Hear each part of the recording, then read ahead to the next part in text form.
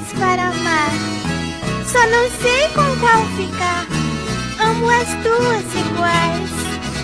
Nesta história de esposa e amante, eu sou um filho que tem duas mães e um só pai.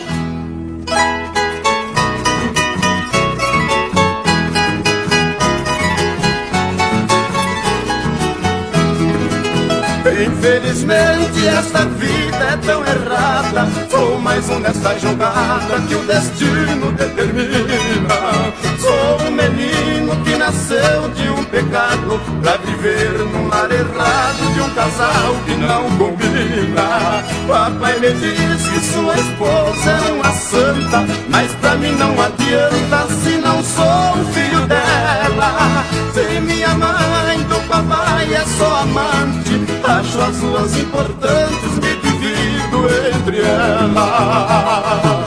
Tenho na vida duas mães para amar, só não sei com qual ficar. Amo as duas iguais. Nessa história de esposa e amante, eu sou um filho que tem duas mães e um só pai.